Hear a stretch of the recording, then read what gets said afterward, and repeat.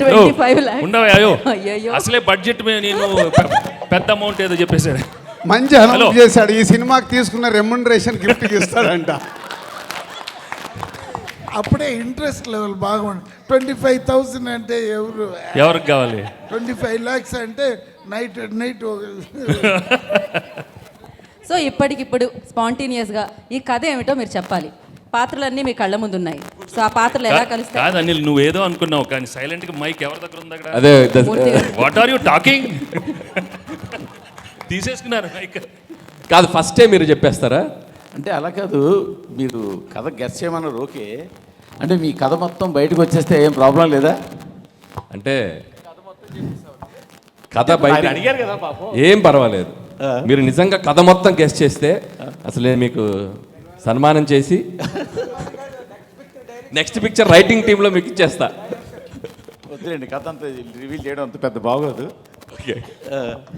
అంటే యాక్చువల్గా నాకు మీ సినిమాల్లో F2 ఇష్టం అని చెప్పి దిల్రాజ్ గారు అన్నారు, కానీ నాకు రాజా ది గ్రేట్ ఇష్టం. ఎందుకంటే హై యాక్షన్ని, హై ఎంటర్టైన్మెంట్ని, ఫ్యామిలీ ఎమోషన్స్ని, ఈ మూడింటిని పర్ఫెక్ట్గా బ్లెండ్ చేసిన cinema Raja the great. So మళ్ళీ ఆ తర్వాత మీరు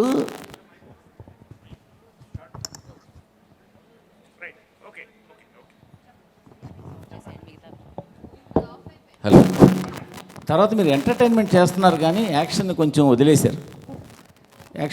నాకు ఈ సినిమా చూస్తుంటే మళ్ళీ రాజా ది గ్రేట్ లాగా అటు ఫ్యామిలీ, ఇటు యాక్షన్, అటు వెంకీ గారికి కావాల్సిన ఇంటింట్లో ప్రియరలు, ఒంటింట్లో ప్రియరలు, ఆ బ్లెండ్ ఇవన్నీ కలిపి మీరు కథ అల్లినట్టు కనిపిస్తుంది. బేసిక్గా సీఎం ఉన్నారు, పార్టీ ప్రెసిడెంట్ ఉన్నారు, CEO ఉన్నారు, సో అక్కడ గ్యాంగ్స్టర్లు ఉన్నారు. సో ఒక క్లైమాక్స్లో ఏదైనా ఒక కిడ్నాప్ డ్రామా లాంటిది ఏదో మిక్స్ చేసి ఉంటారని అనుకుంటున్నాను.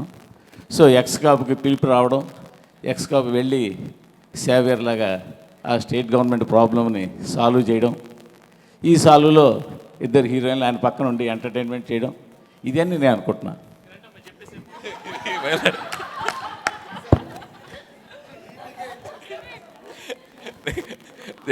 Okay, next anybody?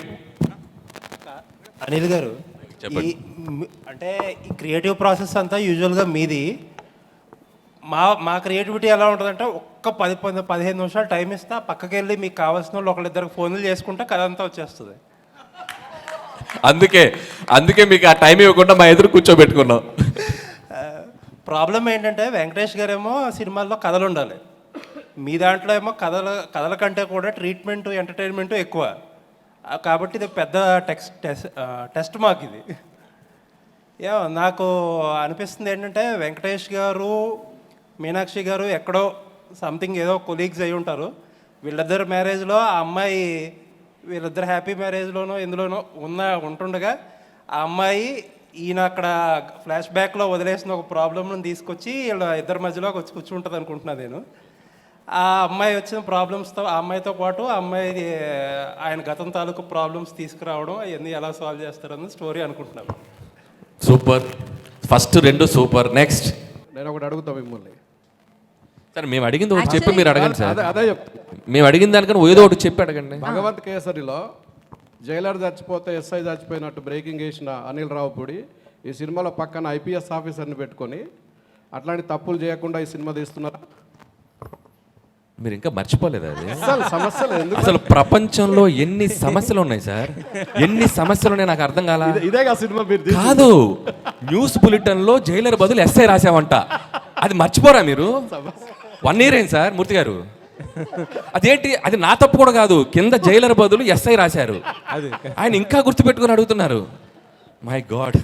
Sir Anil గారు నాకు 2 అనుమానాలు. దిల్రాజ్ గారు ఇదంతా ఫిట్టింగ్ పెట్టి కథలని చెప్పి ఆయన మనసులో మీరు మా సినిమాలు బాగున్నాయని బాగాలేదని అంటారు కదా, బాగా అయ్యిందిలే మీకు, మీ క్రియేటివిటీ మీరే చూసుకోండి అని ఆనందిస్తున్నారేమో అని ఒక అనుమానం. ఇంకొక అనుమానం ఏంటంటే మొత్తం కథలన్నీ కలెక్ట్ చేసుకుంటారు, మాకు ఏదో ప్రీ రిలీజ్లో గిఫ్ట్ అంటారు, మీరు ఇప్పుడు 15 కోట్లు 20 కోట్లు పెట్టి ఆ కథలతో సినిమాలు తీసేస్తారని ఒక భయం ఉంది. ఖచ్చితంగా మీరు చెప్పిన కదా మీకు గుర్తుంటుంది, మీ క్రెడిట్ మీకు ఇస్తాం, కావాలంటే రెమ్యునరేషన్ కూడా ఇస్తాం. ఓపెన్ చేస్తే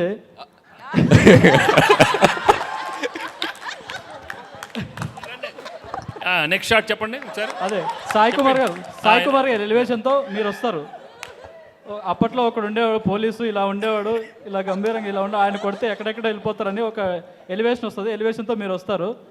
అక్కడ ఒక ఊర్లో గ్రామంలో సాఫ్ట్వేర్ కంపెనీ పెట్టాలనుకుంటారు. కాకపోతే అక్కడ ఒక ప్రాబ్లం వస్తుంది. అప్పుడు మిమ్మల్ని తీసుకొస్తారు పోలీస్గా. మీకు ఐశ్వర్య కాదు ఏమన్నారు మీనాక్షి గారు సపోర్ట్ చేస్తారు. ఆమె ఆల్రెడీ డిపార్ట్మెంట్లో ఉంటారు.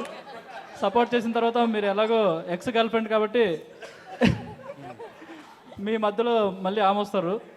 అలా ఫండ్ నడుస్తుంటుంది. ఆ తర్వాత సీఎం ఏం చేశారు, అలాగే పార్టీ ప్రెసిడెంట్ ఆ ఊరిని కాపాడడానికి, అలాగే అక్కడ ఫ్యాక్టరీ మైక్రోసాఫ్ట్ ఫ్యాక్టరీ రావడానికి ఏం చేశారు అనేది ఒక స్టోరీ అనుకుంటున్నాను.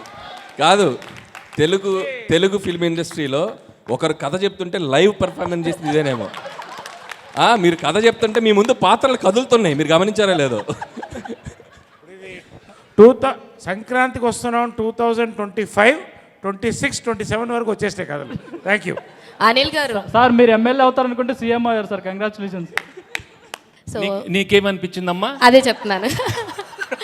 సో నాకు అనిపించినంత వరకు ఏంటంటే మీ సినిమాస్ వీళ్ళు అందరూ చెప్తున్నట్టు ఫన్ ఉంటుంది, కొన్ని ఈసారి యాక్షన్ కూడా ఉండబోతుంది అనిపించింది. అయితే స్టోరీ పరంగా వెళ్తే కనుక సో మీనాక్షి గారు ఎలాగో ఎక్స్ గర్ల్ ఫ్రెండ్ అని చెప్పని అన్నారు. ఆయన ఆల్రెడీ ఎక్స్ పోలీస్ ఆఫీసర్ అని అన్నారు. మేబీ ఆయన సర్వీస్లో ఉన్నప్పుడు ఏదో ఒక ఇన్సిడెంట్ వల్ల ఆయన దాన్ని లెఫ్ట్ అయిపోయి బయటికి వచ్చేసిన తర్వాత ఐశ్వర్య రాజేష్ గారితో పెళ్ళి అవ్వడం జరుగుద్ది. ఆ తర్వాత వాళ్ళ అబ్బాయి. సో ఇదంతా నడుస్తుంది. ఆయన వచ్చేసిన తర్వాత ఊర్లో మేబీ వాళ్ళ సీఎం ఉన్న ఊర్లోనే ఆయన ఉంటాడు. సో ఈయనకి అండ్ గణేష్ గారికి కూడా చాలా కామెడీ ట్రాక్స్ ఉన్నాయి కాబట్టి ఈయన ఏదన్నా ఒకవేళ రాంగ్ ట్రాక్ వెళ్తే దానికి సజెషన్స్ గైడ్ లైన్స్ కోసం మన వెంకటేష్ గారి హెల్ప్ తీసుకుంటూ ఉండొచ్చు. అయితే ఈలోపు మీనాక్షి గారు ఎలాగో ఎక్స్ గర్ల్ ఫ్రెండ్ కాబట్టి అక్కడ ఏదైనా లైక్ పోలీస్ స్టోరీస్లో ఏదన్నా ఒక చిన్న ప్రాబ్లం వచ్చి దాన్ని సాల్వ్ చేసుకోవడం కోసం వెంకటేష్ గారిని మళ్ళీ కలవచ్చు. ఆ ఉద్దేశంతో ఆయన దగ్గరికి రావడం అండ్ ఈవిడికి ఆల్రెడీ ఐశ్వర్య రాజేష్ గారికి వీళ్ళిద్దరూ ఎక్స్ అని తెలిసి వీళ్ళిద్దరూ కలవకుండా చూసుకోవడం. సో వీళ్ళిద్దరిని కలవకుండా చూసుకోవడం, అదేంటి దాని దగ్గరికి ఎందుకు వెళ్తున్నావు, నేను కదా మీ వైఫ్ అని చెప్పి అని ఇలాంటివి మధ్యలో వాళ్ళిద్దరి మధ్యలో ఉండడం. అండ్ ఈ మధ్యలో లైక్ మన అవసరాలు శ్రీనివాస్ గారు అండ్ ఈ క్రైమ్ బ్యాచ్ ఎవరైతే ఉన్నారో మేబీ వీళ్ళు ఏదన్నా ఒక డిఫరెంట్ లైక్ ఏదన్నా సైన్స్ ఫిక్షన్లో ఇప్పుడు చాలా జరుగుతున్నాయి కదా, అలా ఏదన్నా అయ్యుండి సో దీనికి ఏదన్నా ఒక పెద్ద క్రైమ్ వాళ్ళు అనుకుని సంక్రాంతికి టార్గెట్ పెట్టుకోవాల్సింది. వాళ్ళు సంక్రాంతికి అదేమన్నా మనం ఆ సంక్రాంతి టైంలో దాన్ని అమలు చేద్దాం అని అనుకుని ఉండొచ్చు. మేబీ అందుకే సంక్రాంతికి వచ్చామని ఒక టైటిల్తో నువ్వు చెప్పే లోపల మేము January 14th వచ్చేసింది. Jan 14 రేపే రిలీజ్. ఏంటమ్మా ఇప్పుడు ఆపరేషన్ లేకుండానే మోకాళ్లకు ప్లాస్మా ట్రీట్మెంట్. మీ ఆర్థోపెడిక్ సమస్యలన్నిటికీ రోబోటిక్ టెక్నాలజీ ద్వారా తక్కువ ఖర్చుతో శాశ్వత పరిష్కారం. Free consultation. ప్రతి ట్రీట్మెంట్ పై 20% డిస్కౌంట్. ఈ ఆఫర్ కొద్ది రోజులు మాత్రమే. త్వరపడండి. V9 hospitals 9281465842.